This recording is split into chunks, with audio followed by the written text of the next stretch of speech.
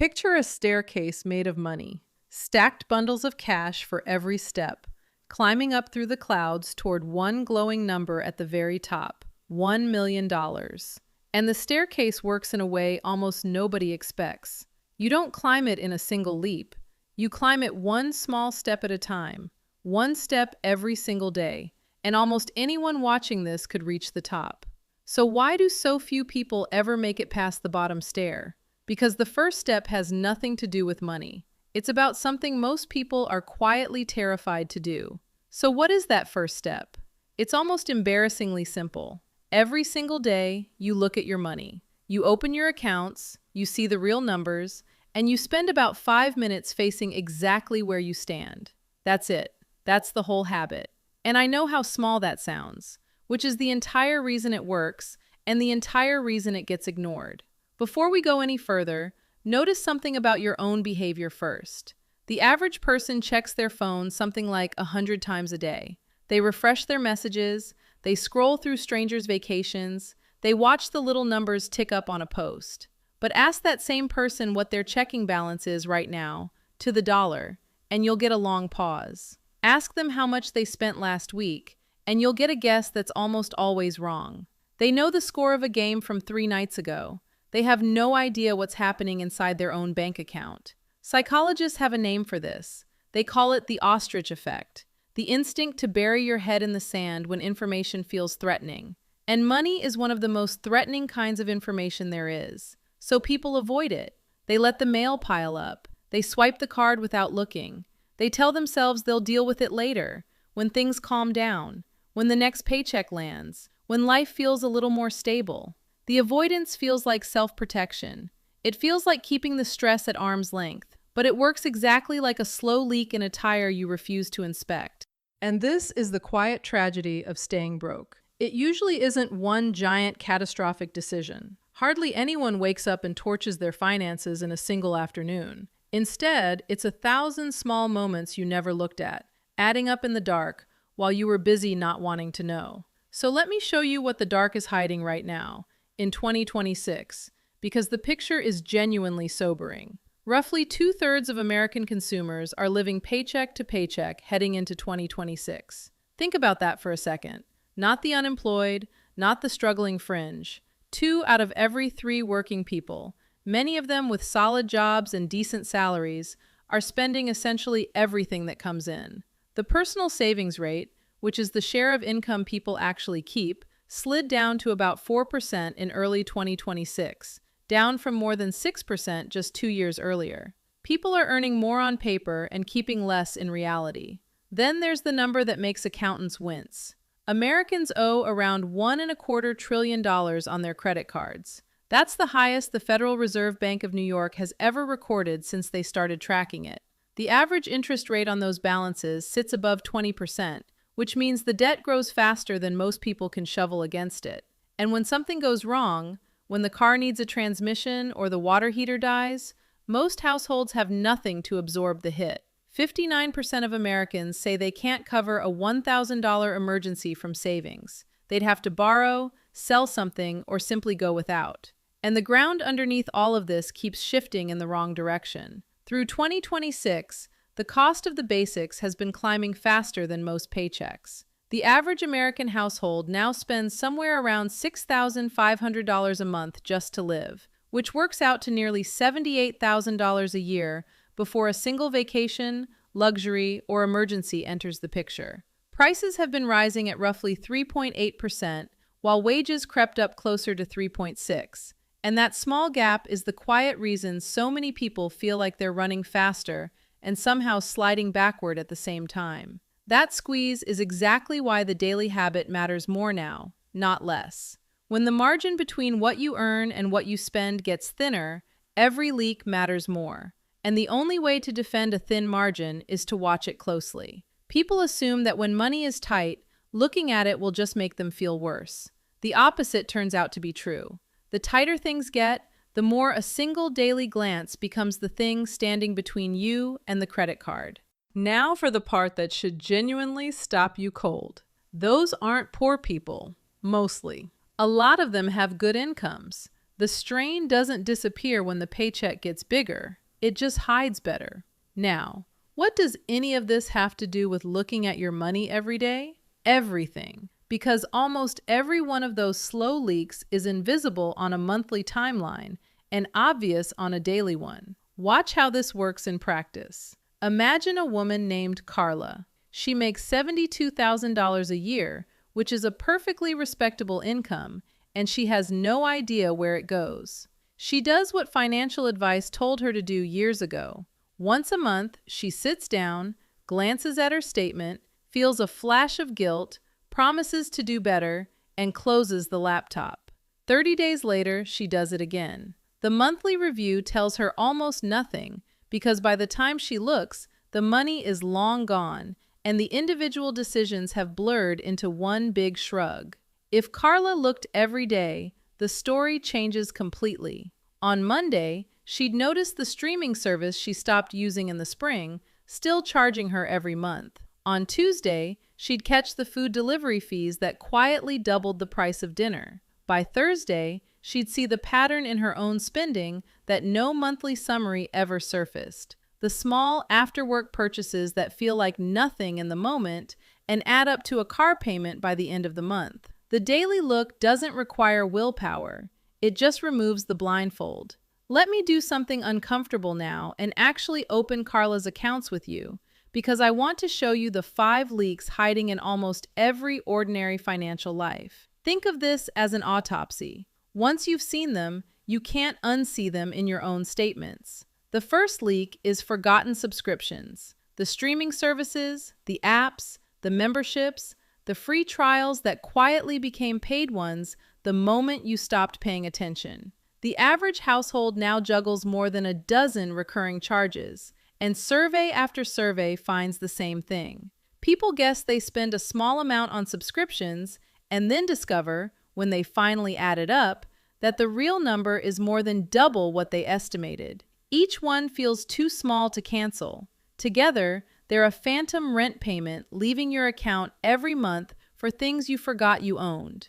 The second leak is the delivery markup. Ordering food to your door feels like spending the price on the menu. It isn't. Once you stack the service fee, the delivery fee, the inflated in-app menu price, and the tip, those apps routinely add 30 to 50% on top of the meal. A $15 lunch becomes a $22 lunch 3 or 4 times a week, and over a year, that convenience quietly costs more than a decent vacation. The daily look catches it because you see the real charge land, not the menu fantasy. The third leak is buy now, pay later. These services exploded over the last few years, and they're engineered to make spending feel painless by chopping it into 4 small payments. The problem is that the payments don't show up on a single statement. They scatter across weeks and across different apps, so people genuinely lose track of how much future income they've already promised away. You feel rich today and broke in 3 weeks, and you can't figure out why. A daily glance is the only thing that keeps the running total visible. The fourth leak is bank fees, and this one is pure waste. Overdraft charges, maintenance fees, out-of-network charges, the little penalties that hit when your balance dips at the wrong moment. Americans still pay billions of dollars a year in fees like these, and almost all of them are avoidable once you can see your balance before the charge lands instead of after. This is money you're handing over for the privilege of not looking. The fifth leak is the hardest to name because it doesn't have a line item. Call it the convenience tax. The extra you pay because you didn't plan, didn't compare, didn't check. The gas station snack, the last-minute upgrade, the thing you bought at full price because you couldn't be bothered to wait. None of these are crimes, but added together, across a year of not looking, they're often the single biggest drain in the whole picture. And they're the first thing that shrinks the moment you start paying attention. And this is the detail almost everyone misses. The point of looking isn't to feel bad about any of this. It's that you cannot fix what you refuse to see. And you cannot leak money for long once you're watching the faucet. Awareness alone changes behavior. When you know you're going to look at the number tonight, the $4 impulse this afternoon suddenly has a witness. That single shift from avoidance to attention is the difference between the people who always seem to have money and the people who never do. Let me make this even more uncomfortable, because the income excuse needs to die right here. There's strong evidence that being broke is not, at its core, an income problem. Around 40% of people earning $500,000 a year report living paycheck to paycheck. Read that again slowly. $500,000 a year and still nothing left at the end of the month. If money problems were really income problems, that number would be impossible. The reason it happens has a name too. It's called lifestyle creep, or the hedonic treadmill, and it's one of the most expensive forces in modern life. Every time your income goes up, your idea of normal quietly goes up with it. The raise that felt life-changing in the abstract gets absorbed within a few months, because now you've got the nicer apartment, the upgraded car, the slightly fancier version of everything. The thrill fades fast, your expenses don't, and you end up running on a treadmill where the belt speeds up every time you do. More money in, the same empty feeling out. The people who escape this treadmill do one strange thing in advance. They define what enough looks like before they earn it. They decide ahead of time what kind of home is genuinely sufficient, what kind of car actually meets their needs, what level of comfort is real satisfaction rather than just the next rung. Then they aim at that target instead of letting the target float upward forever. Without that line in the sand, lifestyle expands to swallow every raise you'll ever get. With it, every raise after that point flows straight into building your future. So picture two people standing side by side, both earning the same $150,000 a year. The first one never looks and never defined enough. Money comes in, the lifestyle expands to meet it, and after 20 years, this person has memories, a closet full of things, and almost no assets. The second one looks every day and quietly redirects a slice of every paycheck before it can be spent. After those same 20 years, at the market's long-run average return, that quiet redirection grows into something north of $3 million. Same income, same city, same opportunities. The only thing that separated them was whether they were willing to look and what they did with what they saw. Which brings us back to the staircase. Because looking is the first step, but it isn't the whole climb. Looking is what makes the second move possible. The second move is this. Every day you look, you also take one small step forward. You move a fixed amount toward your future, automatically, before your spending brain ever gets its hands on it. It can be tiny. In fact, it should start tiny, because the goal is to make it so painless that you never feel tempted to skip it. And this is where the math turns almost unbelievable. So stay with me, because the numbers are real and they are current. Let's say you redirect $10 a day, the cost of a sandwich, or a couple of coffees, or one impulse buy you didn't really want. $10 a day is about $300 a month, and over a 40-year working life, you'll have personally set aside around $146,000. That's the part your spending brain understands. What it can't picture is the rest. Invested in a simple, low-cost fund that tracks the broad U.S. market, at that market's long-run average return of roughly 10% a year, that $10 a day grows to more than $1 million. From sandwich money, because the market did the heavy lifting while you did the small, boring daily thing. Let me give you the conservative version too, because honesty matters more than hype. If you assume a more cautious 8% instead of 10%, that same $10 a day still grows to over $1 million across 40 years. The exact landing spot depends on the years you happen to live through. The direction does not. Want it faster? Push the daily step to $25, roughly the price of one modest takeout order. At the market's historical average, that habit crosses $1 million in about 25 years and keeps climbing toward $1.75 million if you give it 30. The lever that moves the outcome the most isn't picking the perfect investment. It's the size of the daily step and the number of years you let it compound. There's an easy way to feel the engine running underneath all of this. There's an old shortcut called the rule of 72. You take the number 72 and divide it by your annual return, and that tells you roughly how many years it takes your money to double. At 10%, money doubles about every 7 years. So a dollar you invest in your early 30s has the chance to double, and double again, and double again before you retire. The dollar isn't working harder than you. It's just working longer, and it never asks for a day off. Now think about the most ordinary expense you have, a $7 coffee every single day. Most people would swear that habit is meaningless, just a small pleasure that couldn't possibly matter.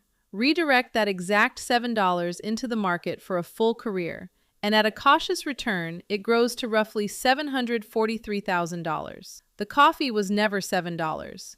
The real price was $750,000, paid quietly over a lifetime, and almost nobody ever sees the receipt. If you're getting value out of this, take 1 second to subscribe, because I walk through this kind of money behavior every single week, and the next step in your climb is a lot easier when you don't have to find it alone. Then stay with me, because we still need to talk about why the daily version of this works when the monthly version almost always fails. Step back and look at the bigger pattern for a moment, because this is where most financial advice gets it backwards. The standard playbook tells you to build a perfect budget, summon enormous discipline, and white-knuckle your way to wealth through sheer willpower. And that approach falls apart for a simple, well-documented reason. Willpower is a finite resource. It drains throughout the day. By the evening, after work and stress and 100 small decisions, the version of you trying to resist a purchase is running on empty, and the version of you that wants the thing is wide awake. The daily money habit sidesteps willpower entirely, and that's its secret. Looking every day isn't a feat of discipline. It's a tiny, repeatable ritual, the financial equivalent of brushing your teeth. You're not relying on motivation, which comes and goes. You're building a behavior so small and so consistent that it runs on autopilot. And once the look becomes automatic, it starts dragging your other behaviors into line with almost no effort. Researchers who study habits call this a keystone habit, a single small routine that quietly reorganizes everything around it. When you look at your money daily, you naturally start spending a little more deliberately because the number is no longer a stranger. You catch the leaks faster. You feel the forward step accumulating, which makes you want to protect it. One 5-minute ritual ends up doing the work that 100 separate resolutions never could. There's also a beautiful asymmetry hiding here. The monthly reviewer sees a finished disaster they can't undo. The daily looker sees problems while they're still small enough to fix. Catching a forgotten subscription on day 2 costs you 1 charge. Catching it on a monthly statement costs you the whole month, every month, until you finally notice. Multiply that across every small leak in a typical life, and the daily habit isn't a little better than the monthly one. It operates on a completely different level. And something else compounds alongside the money. Something people never expect when they start. Confidence. The first time you face a number you'd been dreading and survive it, money stops feeling like a threat and starts feeling like a tool. After a few weeks of looking, you stop flinching. After a few months, you start making sharper decisions almost without thinking, because you finally have an accurate, lived sense of where you stand, instead of a vague cloud of anxiety. People who avoid their money tend to make their worst financial choices precisely because they're guessing in the dark, panic buying, panic selling, ignoring a problem until it becomes an emergency. The daily looker rarely panics because nothing about their own finances is a surprise anymore. That steadiness is worth as much as any single investment, and it's a direct byproduct of the smallest habit in this entire video.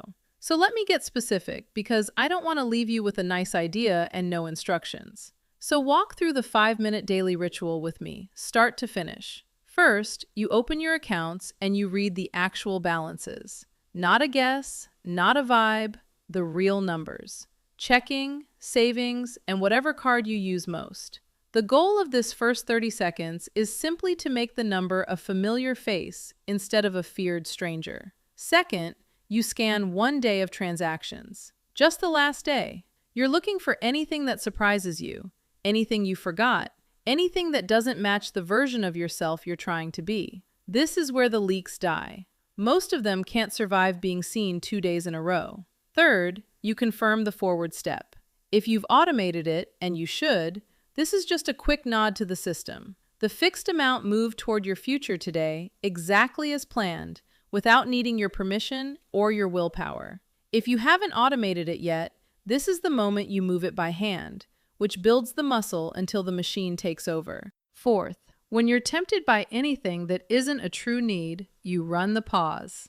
You give any non-essential purchase a full day before you buy. Studies of impulse spending have found that this single 24-hour delay quietly eliminates a large share of impulse buys because most cravings for stuff simply evaporate when they aren't fed in the moment. You're not forbidding yourself anything.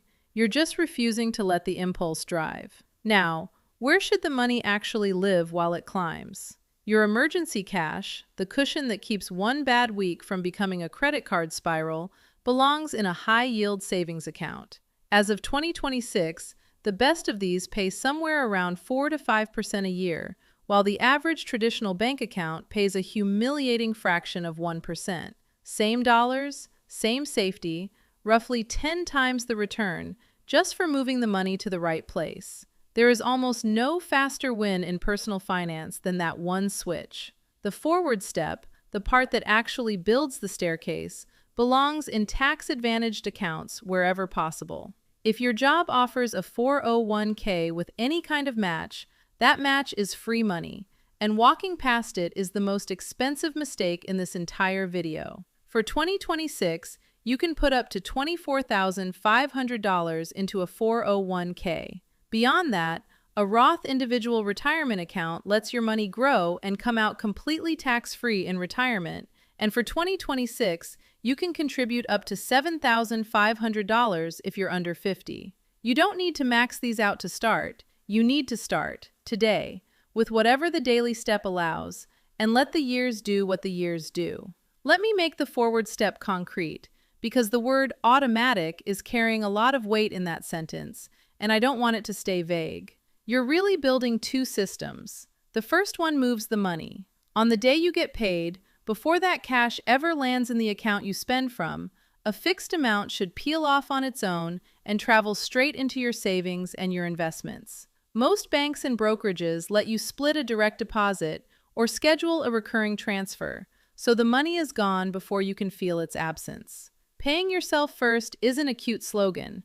It's the entire difference between saving whatever happens to be left over, which is reliably nothing, and saving off the very top, which is reliably everything. The second system grows the money. And here, simple genuinely beats clever. For most people, the forward step belongs in a low-cost fund that owns the whole U.S. market in a single purchase, or a target date fund that quietly rebalances itself as you age. You are not trying to outsmart the professionals who do this all day.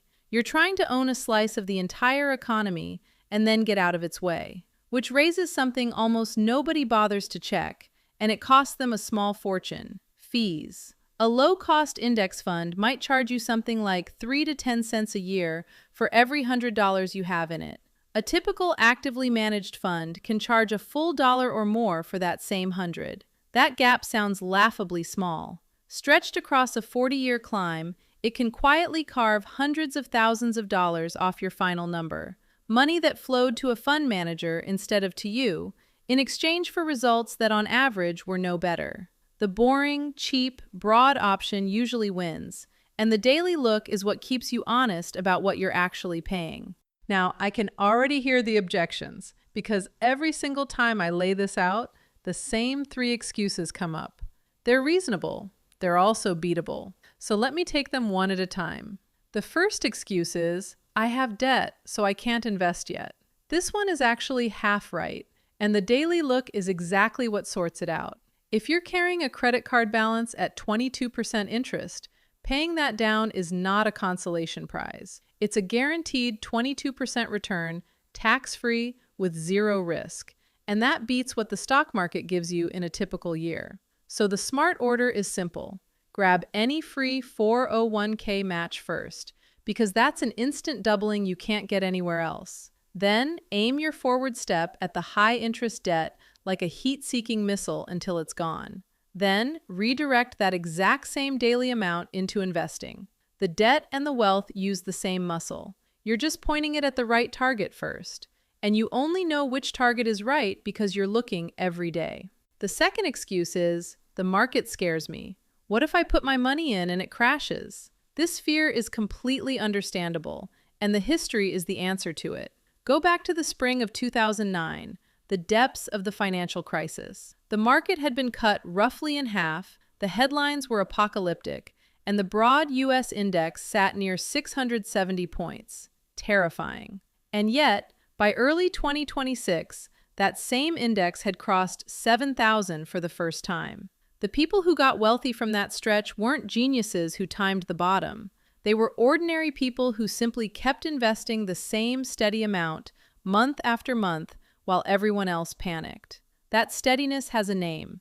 It's called dollar cost averaging, and it means when the market drops, your fixed daily step automatically buys more shares on sale. Roughly 3 out of every 4 years in market history have been positive. The crashes are real, but they've always been temporary. And the daily habit is the thing that keeps you calmly buying right through them, instead of fleeing at the worst possible moment. The third excuse is the most common and the most heartbreaking. I don't earn enough to do this. I hear you. And I'm not going to pretend the squeeze isn't real, because in 2026, prices have been rising faster than a lot of paychecks. But look at what the math actually says. You do not need $10 a day to begin. Start with $5 a day, invested at the market's long-run average over a full career, still grows to nearly $1 million. The number that builds the staircase isn't the size of your income, it's the consistency of your step. Starting small and never stopping beats starting big and quitting in 3 months, every single time. The daily habit isn't reserved for people who already have money. It's the exact thing that turns people who don't into people who do. There's a fourth objection that's quieter than the others, and it might be the most common of all. I've tried this before, and I failed. Maybe you downloaded the budgeting app and abandoned it in a week. Maybe you started a savings challenge in January and quit by February. If that's you, I want to be clear about why it happened, because it almost certainly wasn't a lack of discipline. It was the all-or-nothing trap. You set a heroic goal, you slipped once, and the moment you slipped, the whole thing felt ruined, so you walked away from it entirely. The daily look survives slipping precisely because it's so small. Miss a day? You look the next day. Spend more than you meant to on a Tuesday? The habit doesn't collapse because the habit was never the perfect month. It was just the next glance. There is no failing at this in any permanent way. There is only looking or not looking today. That forgiveness built into the design is the reason it sticks when everything more ambitious fell apart. There's one more thing I have to address because it freezes 2 opposite groups of people. The young, who feel like they have all the time in the world, and the not so young, who feel like they've already missed the boat. Both are wrong, and for the same reason. Time is the single most valuable ingredient in this entire recipe, which is exactly why you cannot afford to waste the years you still have in front of you. Look at what waiting actually costs. Someone who starts the $10 a day habit at 25 has a real shot at well over $1 million by the time they retire. Wait until 35 to begin the identical habit, and that final number can be cut roughly in half because you handed the market 10 fewer years to do its doubling. The decade you delay doesn't cost you 10 years of small contributions. It costs you the largest doublings of all, the ones that land at the very end when the balance is biggest. That's the warning for anyone young enough to still be treating this as future you's problem. And now the reassurance for the late starters, and I mean every word of it. The second best time to start is right now, tonight. If you're in your 40s or 50s, you may not match the person who began at 22, but the gap between starting today and starting never is not some smaller number. It's the whole difference between a secure, dignified future and a frightening one. A habit begun late still buries a flawless plan you never start. The staircase doesn't care how old you are when you take the first step. It only cares that you keep taking them. So let me tell you what the first 30 days of this actually feel like, because knowing the emotional terrain ahead makes it far easier to push through. Week 1 is uncomfortable, and I won't pretend otherwise. The first time you open accounts you've been avoiding, the number tends to sting. You might feel a flash of shame or regret or a quiet wish you'd started years ago. That feeling is not a sign you're failing. It's the precise sensation of a problem stepping out of the shadows, and it fades faster than you'd expect. usually within a few days of looking it in the eye. Week 2 is where something shifts. The dread starts to thin out because the number is no longer a mystery you're bracing against. You begin to feel a flicker of something unfamiliar, which is control. You catch your first leak, maybe a subscription you'd forgotten, and you kill it. And the small jolt of satisfaction from that one win does more for your motivation than any motivational speech ever could. By week 3, the daily look has stopped feeling like a chore and started feeling like a check-in with someone you actually care about, which is your future self. You notice you're hesitating before pointless purchases, not because you're forcing yourself, but because the number is watching now and you don't want to disappoint it. The leaks keep shrinking. The friction you built starts doing the work for you. And by the end of the first month, the forward step has become real. You can see it, a small but growing balance that didn't exist 30 days ago. The first few stairs of the staircase actually built beneath your feet. That visible progress is the hook that locks the habit in for good, because now you're not chasing a far-off million. You're protecting something real that you made with your own attention, one ordinary day at a time. And I want you to sit with what that protection actually buys, because it's bigger than a number on a screen. Real financial security doesn't feel like a yacht or a sports car. It feels like sleeping through the night without your stomach tightening at 3 in the morning.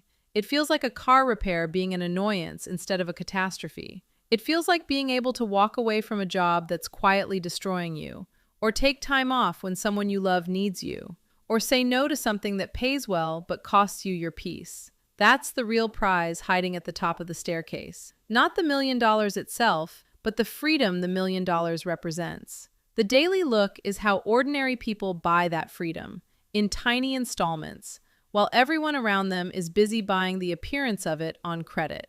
Let me pull the camera all the way back now, because underneath the math and the mechanics, this was never really a money story.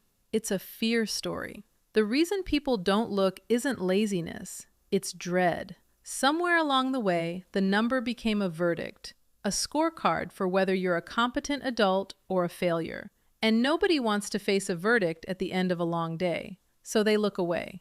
The trouble is that looking away doesn't pause the leak. It just guarantees you'll never catch it. The avoidance that feels like mercy is the thing keeping you stuck. The cure is almost laughably gentle. You don't have to fix everything. You don't have to feel ready. You just have to look. Today, for 5 minutes, and then take one small step. Tomorrow, you look again. The number stops being a verdict and starts being a dashboard, just information you use to steer. And once that switch flips, staying broke becomes genuinely hard to do, because broke is mostly what happens in the dark, and you've turned the lights on for good. But there's one honest catch I owe you, and it's the most important thing I'll say. Looking only works if you understand what you're looking at.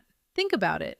You can open your accounts every single day, but if you don't know the difference between an interest rate and an annual return, if you've never understood how compounding actually works, if nobody ever explained what a Roth account is, or why the 401k match is free money, then you're staring at a dashboard in a language you can't read. The daily habit gives you attention, but attention without understanding is just anxiety with extra steps. You'll see the numbers move and have no idea whether to feel calm or alarmed.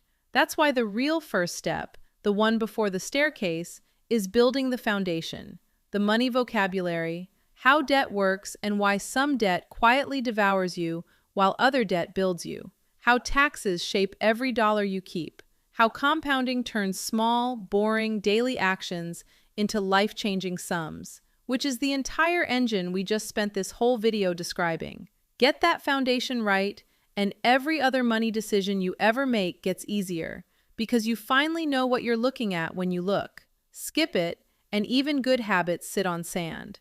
So if any part of this felt like staring at a dashboard you couldn't fully read, that's not a flaw in you. It just means the foundation came in the wrong order, and that's a fixable thing. I made a full breakdown of exactly that foundation, the financial literacy starting point that every confident investor quietly built first, and it's the most natural next move from here.